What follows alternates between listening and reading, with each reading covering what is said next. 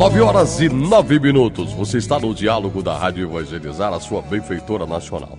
Olha, minha gente, começa hoje um julgamento histórico para este país, como um julgamento que nunca aconteceu na história desse país, não é verdade? É um processo que bateu todos os recordes do Supremo Tribunal Federal. A repórter Valéria Borbello entrevistou o relator da CPI, né, que investigou o mensalão, o deputado Osmar Serralho. Vamos à matéria. 50 mil páginas, R$38, 600 testemunhas e uma previsão de 90 horas de julgamento. Mais de 15 sessões do plenário. Nunca a maior corte do país enfrentou um trabalho tão exaustivo. O julgamento terá início hoje e tem previsão de término na segunda quinzena de setembro.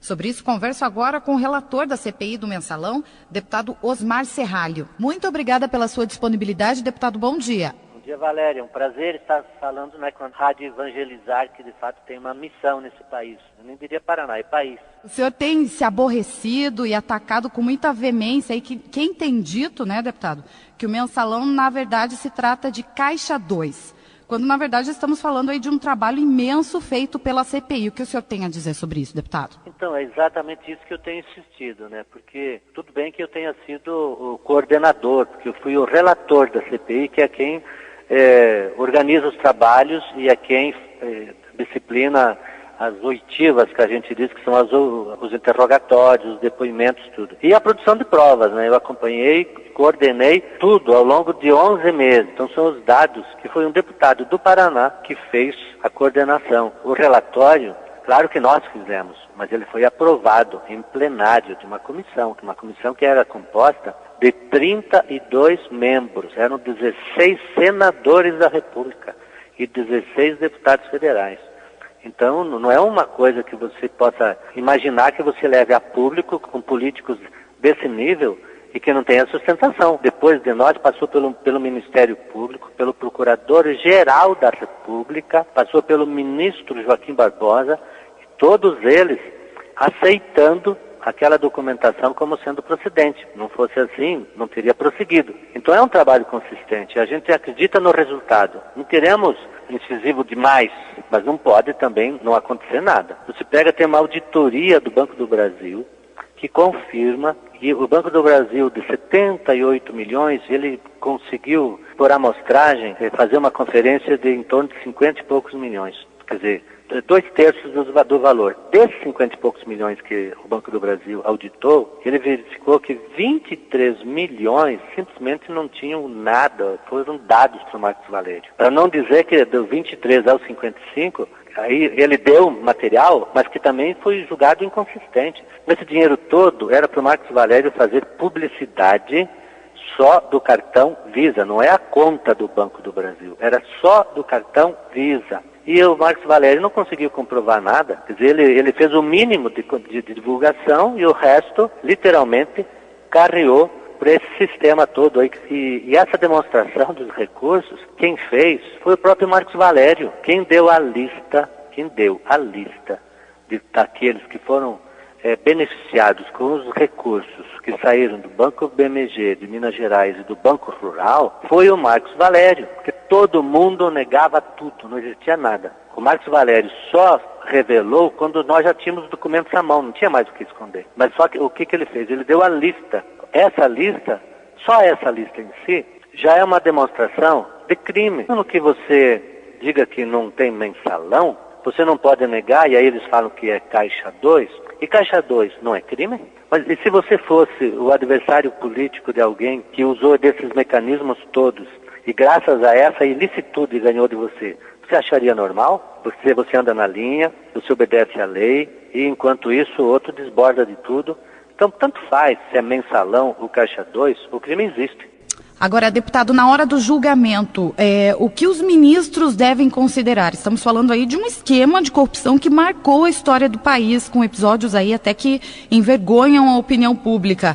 Levando exatamente essa força para o julgamento, deputado, a opinião pública. Como que o senhor imagina que seja essa avaliação dos ministros do Supremo? Eles devem considerar mesmo o julgamento da população? Então, veja só, Valéria, é o seguinte.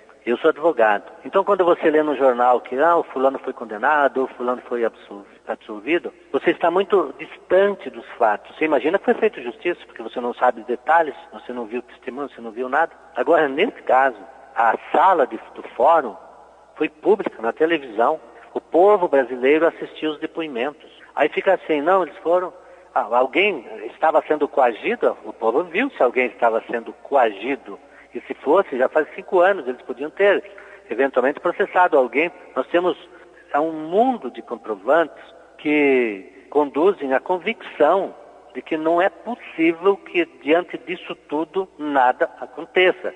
Vocês imaginem que exemplo para esse país ver o que viu e daí dizer que não aconteceu nada, que tudo bem, a apropriação do dinheiro público não tem consequências, o abuso do exercício do mandato não tem problema, que os partidos podem gastar o que quiserem, que se não forem descobertos, então isso é incentivado, tudo bem. Aliás, até se forem descobertos não tem consequência. Então, eu tenho uma expectativa realmente muito grande de que, da forma como vem sido insistido, que isso seja meio pedagógico, didático, que isso signifique que a população perceba que as nossas instituições não deixam de atuar e exercer a função segundo o que nós esperamos enquanto uma sociedade democrática. A sociedade vai respeitar mais a classe política, né, porque hoje nós somos, de alguma maneira, desprestigiados, que é uma pena. Com certeza, nós teremos os políticos muito mais valorizados. Agora, também nós precisamos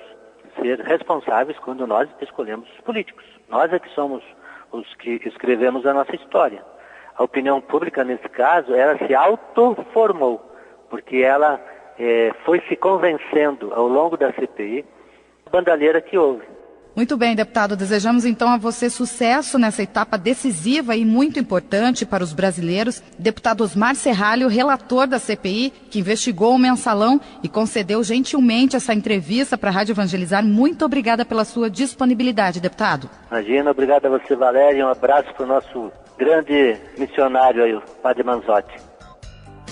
Tá aí o deputado Osmar Serralho, que revelou-se assim, fã da Rádio Evangelizar e admirador do trabalho do padre Reginaldo Manzotti. E a Rádio Evangelizar entende que evangelizar também é denunciar a injustiça e anunciar a esperança. Isso é evangelização.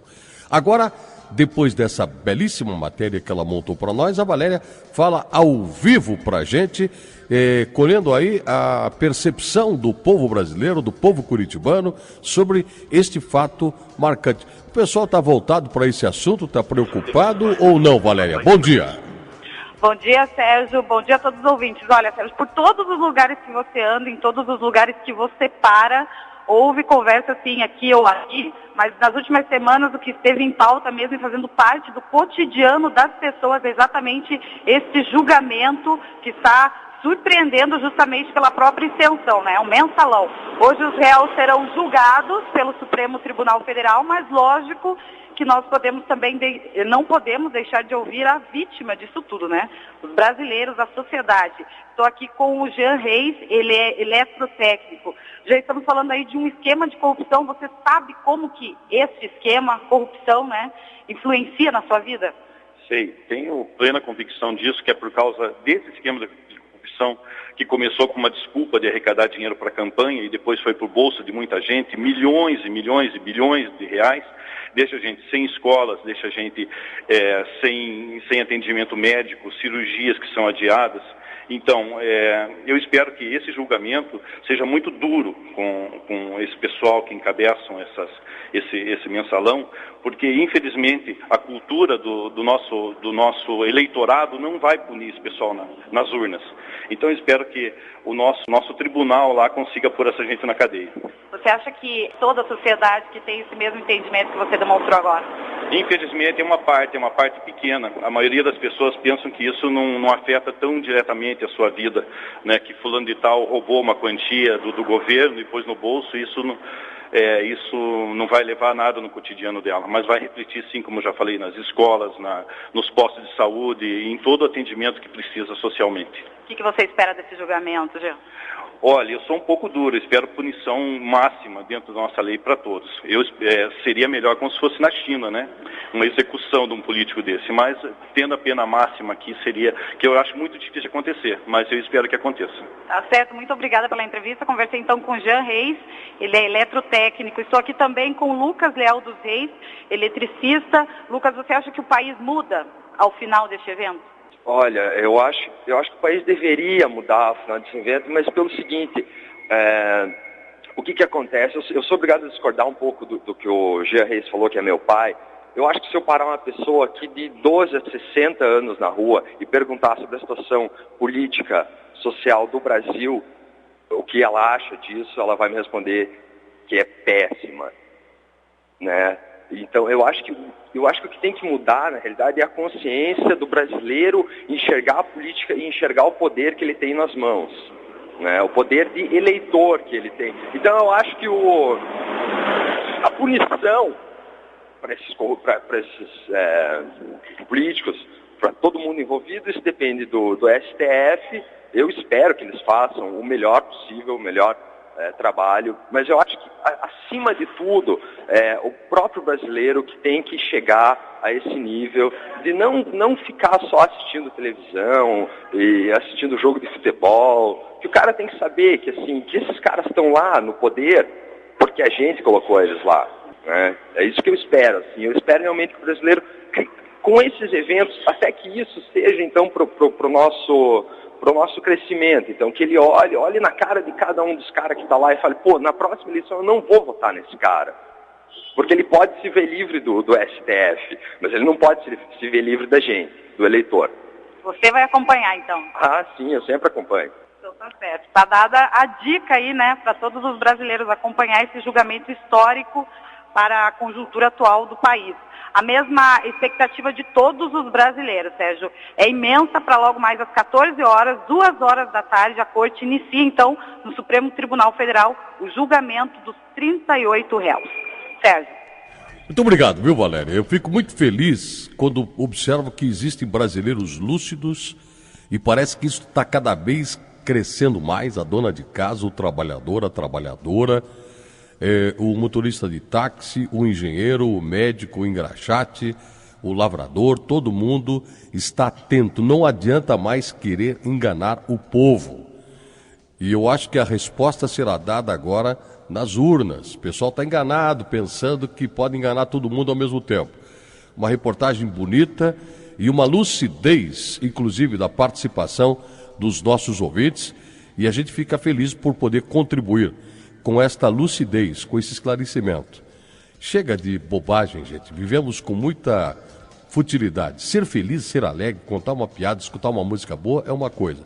Agora, ficar falando bobagem o tempo todo, coisa que não acrescenta nada, a gente precisa ser mais cidadão, precisa ser mais brasileiro, mais brasileira.